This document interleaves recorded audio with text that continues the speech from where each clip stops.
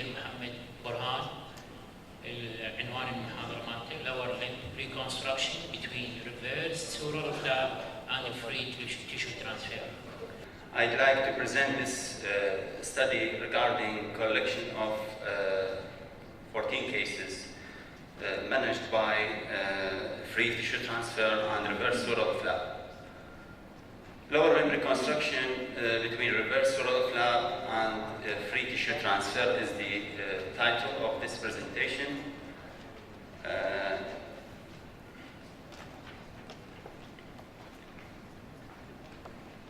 Aim of the study is to evaluate 14 male patients with trauma associated with soft tissue loss, bone loss, exposure, and infection. Average age is 20 years. 7 patients managed with reverse sural flap. 2 of them delayed technique with 2-stage surgery due to heavy smoking. History to cover the plantar defect, ankle joint and tender Achilles 3 patients, lower third leg with bone loss 1 patient. 7 patients managed with free tissue transfer, 1 LD, 3 used for foot and ankle reconstruction, 1 for lower tibia reconstruction, ALT flap in 3 patients, all used for the lower third of tibia exposure. Reverse sural flap, only 1 case, large plantar defect developed about 20% loss due to distal heart necrosis, which has been managed conservatively and healing is accomplished. Free tissue transfer, when latissimus dorsi flap used for osteomyelitis in exposed whole tibia, developed thrombosis 48 hours later, re-explode, but later on non-reflow phenomena 24 hours later, and failure was imminent in this case. All other 6 cases healed uneventfully. So both techniques are effective in considering the following: size of the defect, local and general condition of the patient, cost and availability of microsurgery facility, and surgeon preference. Regarding reverse sural flap, I will show you a few cases. This is exposed heel. He is heavy smoker. I usually plan my reverse sural flap to a certain limit, not extending more than the middle third of the calf. If I want to extend it, I have to use delay technique. So delay technique has been used because of the heavy smoking history. This is the result after 1 year, actually. This is another example to use this reverse sural flap. It is a local flap. Again, this is delay technique has been used to cover the lower third of tibia, to cover this exposed bone. This is another example which has been used to exposure of tender Achilles with non-healing wound and ulcer, and used to cover his heavyweight and obese, so the flap is looking like this. This is another example to cover used to cover the open ankle joint exposure. You can see we reduced the size of the defect, although the flap is larger, according and limiting the use of skin graft in the donor side. This is another example also used to cover just this part. This is exposed and not healed. I think this is, I'm not accepting this result because of limiting, and later on the patient developed this contracture. And this is the drawback of the local flaps. You are limited in the size, you are not free.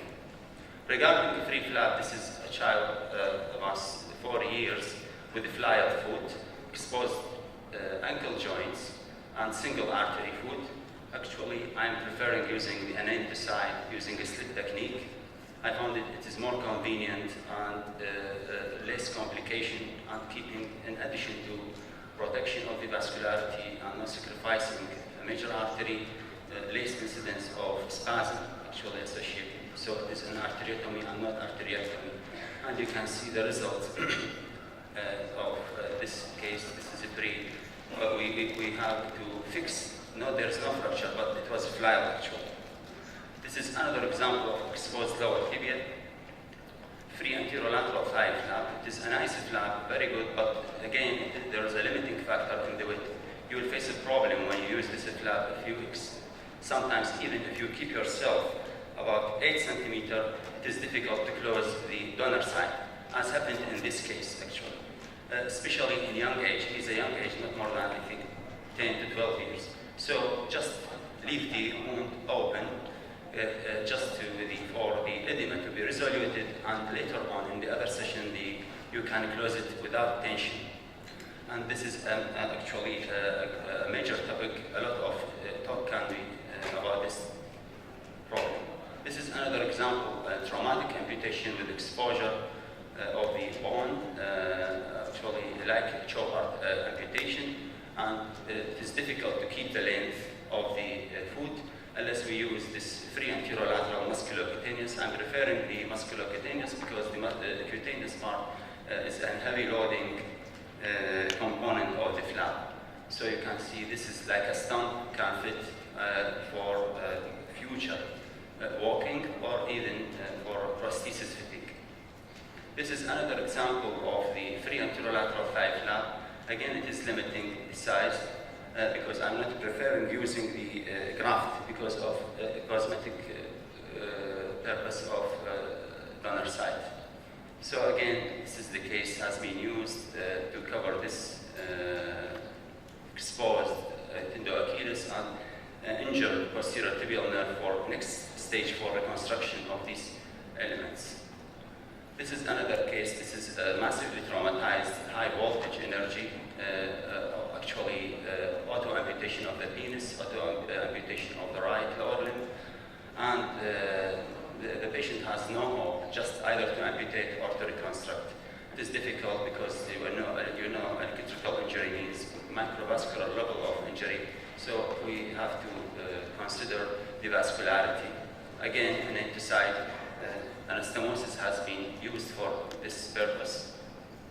This is another example. This is not a soft tissue loss. This is a case reconstructed previously by skin graft with deformed bony skeleton.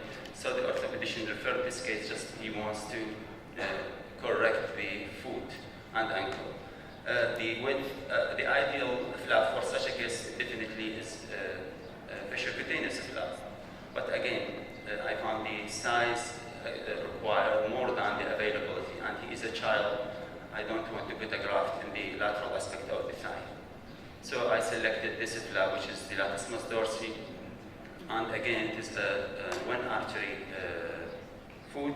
So I use again end to side arterial anastomosis, and this is the results. You can see it is bulky at the early stages. It's 1 week, I think, or more than 10 days, actually.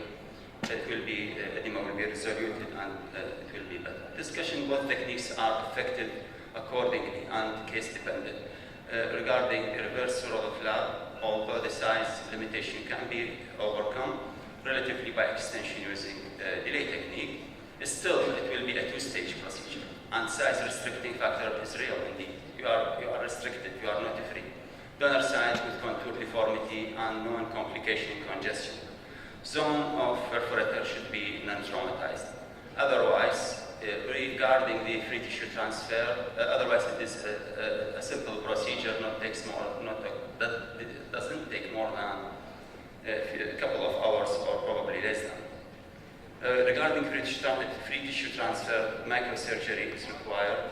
It means surgeons, facilities, and cost. Mostly general anesthesia, comorbid conditions, either general or local, are limiting factor. Intensive follow-up is recommended. Otherwise, you are free in your design, component, shape, and size. Enhancing the vascularity will lead to better healing and infection treatment. This is some of pictures through my scholarship in Changang Memorial Hospital with the pioneer in microsurgery, Serfu Chanwi. I met him many times on different occasions, and Professor David Chuang and Professor Kao. Those actually the pioneers in microsurgery. I learned a lesson from them that they don't have any limits, and their slogans in their work to actually just be relaxed and do your job. Don't be in a rush. And the other lesson I learned, that the best is not the best for you as a surgeon. What is the best for the patient? Because simply your decision will change the life of the patient when you prevent amputation, when you keep the patient, not only the patient, actually the family of the patient. So every one of us, he will be happy when he finished his surgery within 2 or 3 hours. And definitely such type of surgery, they actually spend about 12 to 20 hours in their work. They achieve daily about 6 to 9 cases of free tissue transfer, everything.